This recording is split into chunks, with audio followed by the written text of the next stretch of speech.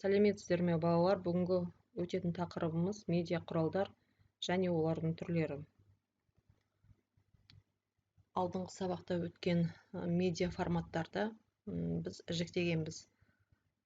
Яғни 3 түрін өттік: медиа форматтың баспа, трансляция және жаңа медиа. Олардың ол форматтарды тарату құралдарында жіктеген болатынбыз. Баспа форматын тарататын құралдар: газет, журнал, кітап, брошюра, баннер, билборд және басқа да осы баспа өнімдерін тарататын құралдар. Екінші медиа формат трансляциялық формат. Оны тарататын медиа құралдар: радио және телевизия. Үшінші медиа формат бұл жаңа медиа. Тарататын құралдар: веб-сайттар, блог, веб-форумдар, Википедия, стримингтер, подкастингтер, хостингтер, мессенджер және емейл, электрондық пошталар.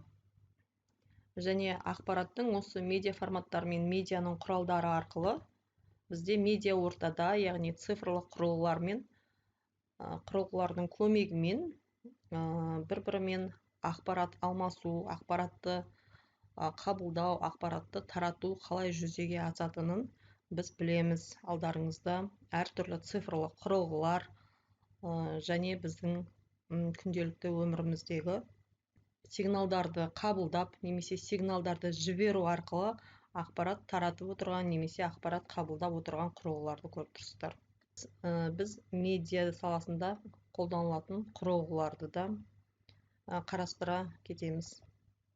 Келесі медиа құралдар кестесіне қарасаңыздар, біз медиа форматта қандай құралдар пайдаланатынын және қандай құрылғы жабдықтар қолданылатынын біз бөлек-бөлек жіктеп көрсеттік.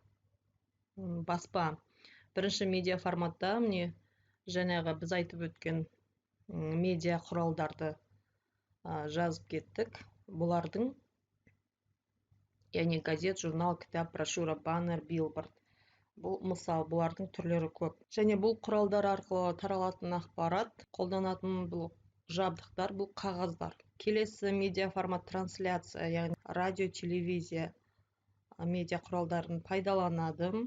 Құрал жабдықтары: радио қабылдағыштар, TV-тюнер, антенна, экран.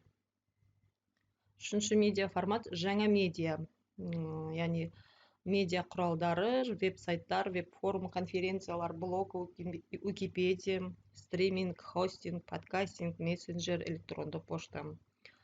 Құрылғылары: ғаламтор желісі, смартфон, компьютер.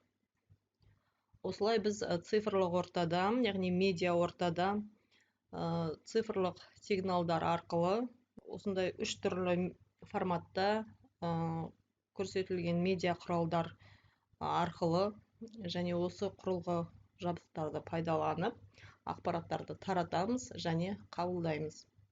Назарларыңызға рахмет.